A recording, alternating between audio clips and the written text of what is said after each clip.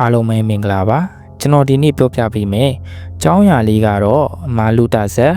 အငင်းခုံဖြစ်နေတော့ကြားနေချင်းသေးအကြောင်းလေးကိုကျွန်တော်ပြောပြပေးချင်ပါတယ်။ဒီကြောင်းနဲ့အတူနေကြတော့မထေနှစ်ပါးရှိရာတွင်ကာလူမထေကလာစုံရပိုင်း၌ပို၍အေးသည်ဟုဆိုလေတယ်။ဇုနာမထေကလာစမ်းပိုင်း၌ပိုအေးသည်ဟုဆိုလေတယ်။နောက်ဆုံး၌ထိုပြဿနာကိုဖျားရှင်ထံလာရောက်၍လျှောက်ထားကြလေတယ်။ဖျားရှင်ကယဟန်တို့ဤပြဿနာကိုရှေ့ကလည်းတင်တို့မေးသဖြင့်ငါဖြေချခဲ့ဘူးပြီဟုမိန့်တော်မူကာဗုဒ္ဓကဤအတိတ်ဇတ်တော်ကိုဆောင်၍ဟောတော်မူခဲ့ပါတယ်။ရှေ့လွန်လေပြီးတဲ့အခါဘာယာနလီပြည်၌ပြမရမင်းကြီးထီးနှံဆိုးဆန်စဉ်ဖျားလောင်းသည်ရတိပြု၍တော၌နေလေတယ်။ထိုတောအုပ်မှာပင်ချင်းသေးနှင့်ကြားတို့သည်မိတ်ဆွေအဖြစ်ဖြင့်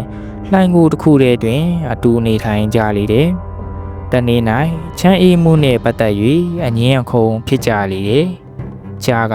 လာစုပ်ရက်တွင်ချမ်းသည်ဟုဆိုလေတယ်။ချင်းသေးကလာစမ်းရက်ပိုင်း၌သာချမ်းသည်ဟုညင်းလေတယ်။သူတို့နှကောင်းသည်အဆုံးအဖြတ်ခံယူရန်ထိုတောင်းချေရင်းရှိယတိကြီးထံအဆုံးအဖြတ်ခံရန်လာခဲ့ကြလေတယ်။ယတိကြီးကချမ်းအေးမှုဆိုသည်မှာလေးတိုက်ခတ်မှုကြောင့်ဖြစ်ရတယ်။လာစုပ်ပိုင်း၌လေးလာလျင်လာစုပ်ပိုင်း၌ချမ်းအေး၍လာစမ်းရက်များ၌လေးလာလျင်လဲလာစမ်းပိုင်း၌ချမ်းအေးတယ်။တင်တို့နှစ်ယောက်လုံးမိသူမှမရှုံးကြဟုဆုံးဖြတ်ပေးလိုက်လေတယ်။အနှစ်ချုပ်ကတော့မတိလျင်သူတစ်ပါးအဆုံးဖြတ်ခံရစမြဲဆိုတာကိုလူကြီးမင်းတို့အားပြောပြလိုက်ရပါတယ်။